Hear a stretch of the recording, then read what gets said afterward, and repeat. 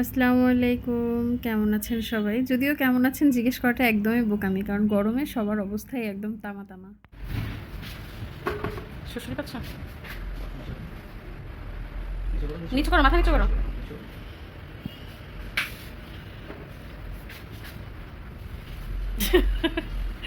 কত কত লাগছে? না, ছেলে। চুল ছোট হবে ভাইয়া, সুন্দর একটা স্টাইল দিয়ে দিন। হ্যাঁ, আবার উগ্র ফ্যাশন না। দেখে এটা। হ্যাঁ, প্রতি বছর একবার বড় করা হয়, যে এরকম গরমে কেটে দিই। এই যে সরাই দিবে এখন, একদম চুল দাদা চোখের সামনে না আসে সেই সিস্টেমটাই করে।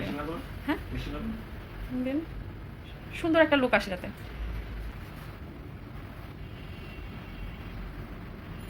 ছোট হবে কিন্তু, হ্যাঁ ভাইয়া, সম্পূর্ণ চুল একদম ছোট করে কাটবেন যাতে চোখের সামনে না আসে। আর্মি ছাড় দিলে। এদিকে পাংশা থেকে চলে আসছে, আসার পরে আম্মুর অবস্থাও খুব খারাপ।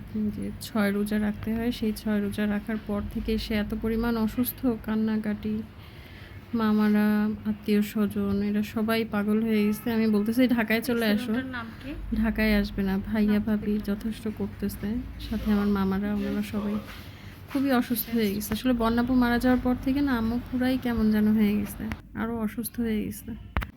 আর এই যে আমার ছোটর ফাইনাল লুক চলে আসছে। ও বিরক্তি হচ্ছিল, ওকে চুল কাটতে যে বারবার শুধু নাড়াচাড়া করছিল, এত পরিমাণ নড়ছিল, বারবার নড়াচাড়া করার কারণে বার বলছে এত নড়ো না, এত নড়ো না। আর আমারও খুব বিরক্তি হচ্ছিল, মনে হচ্ছিল বাসায় থাকলে এখন ধুমাধুম 2-3টা দিয়ে দিতাম, তুই এত কেন নড়ছিস কোনোভাবে। আর এই যে ঠোঁট চুক্ষা করে করে শুধু কথা বলতেই থাকবে। আর ছোটোর একটা বড় প্রবলেম, কেউ চুপ থাকতে পারে না। এত গরম, গোসল করার পর যে কাপড় চোপড় পরি, সেই কাপড় চোপড়েও মনে হচ্ছে পুরো আগুন। বিছানায় শুচ্ছি আগুন, ফ্লোরে শুচ্ছি আগুন। পরে কি করব, মাথায় একটা বুদ্ধি আসছে যে গোসল করে যে জামা কাপড়গুলো পরবো সেগুলোতে ভালো করে পানি স্প্রে করলাম, হালকা করে স্প্রে করার পরে হচ্ছে একটা পলিথিনে করে পেঁচায় পরে ডিপে রাখছি 1 ঘন্টা, ঠান্ডা করছি, তারপরে হচ্ছে পরছি। তাও কিছুক্ষণ পরেই হচ্ছে আর কি গরম হয়ে গেছে। সবাই এটা ট্রাই করে দেখতে পারেন, প্রথম গোসল করার পর পরলে একটু শান্তি লাগে। আর আমি হচ্ছে তিশার কাছ থেকে হচ্ছে এই যে এই গাছটা নিয়ে আসছিলাম। তিশার সিঁড়ির উপরে রেখে দিছে কোনো রকম মাটি টাটি ছাড়াই বাল্বটা। সেই বাল্ব থেকে কি সুন্দর ফুল, আমি এখনও লাগাইনি ভালো মতো। আমি ওইটা মাটির উপর এমনি বসায় রাখছি, সেখান থেকে মাশাল্লাহ কত সুন্দর ফুল ফুটে গেছে। এই যে আর তো হচ্ছে 22 তারিখে বন্যাপুর মৃত্যুবার্ষিকী ছিল। আমার ওড়নাটা এই যে পরে যে কি সুন্দর তার স্লিপ করলো। আমি ফিমাকে দেখাচ্ছি যে আমার ওড়নাটা বাতাসে পড়ে গেছে, ও খুঁজছে। 22 তারিখে হচ্ছে বন্যাপুর মৃত্যুবার্ষিকী ছিল। ফিমা কান্নাকাটি করছে, আম্মুর অবস্থাও বেশি ভালো না। পরে ফিমা ওদের 2 ভাই বোন, ওরা 3 ভাই বোন মিলে হচ্ছে গেল কবরস্থানে বনাপুর কবরটা জিয়ারত করতে। এর মাঝখানে ফিমা হচ্ছে সারাটা রিক্সা কান্না করতে করতে গেছে। তো ছোটু মান্তাকা ওরা 2জন পাগল হয়ে গেছে। বাসায় এসে 2 ভাই আমাকে চুপি চুপি বলছে, মা জানো দিদির না কান্না করেছে, মা জানো ভাই না কান্না করেছে। কোথায় গেল সেই আনন্দের দিন আমাদের।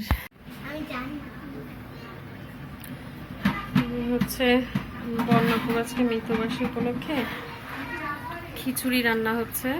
খিচুড়ি হচ্ছে প্যাকেট করব, প্যাকেট করে রাস্তায় যে লোকজন থাকে তাদের হচ্ছে দিয়ে আসব। একটা সময় আমার বাসায় 3-4 জন কি 5-6 জন মানুষ আসতো, বাইরের কেউ, বন্যা এসে রান্না করতো। আর এখন তার উপলক্ষেই রান্না করছি, সে নেই। 20-25 জনের মতো আর কি মানুষের জন্য রান্না হচ্ছে। এখন নিজেই পারছি, এখন আর কাউকে লাগছে না।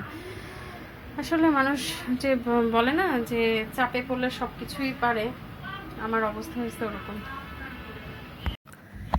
এই যে খিচুড়ি রান্না শেষ। তো আমি হচ্ছে ফ্যানের নিচে অনেকক্ষণ একটু রেখে দিয়েছিলাম, কারণ গরম গরম আবার প্যাকেট করলে মুখ আটকাবো তখন যদি নষ্ট হয়ে যায়। এমনিতেই যেই গরম পড়ছে, পরে তো হচ্ছে আস্তে ধীরে সুন্দর মতো প্যাকেটিং করলাম। প্যাকেটিং করে নিয়ে পরে ফিমার সাথে বের হয়ে গেলাম। তো সবাই ভালো থাকবেন, দোয়া করবেন আমাদের জন্য, বন্যাপুর জন্য দোয়া করবেন। আল্লাহ হাফেজ।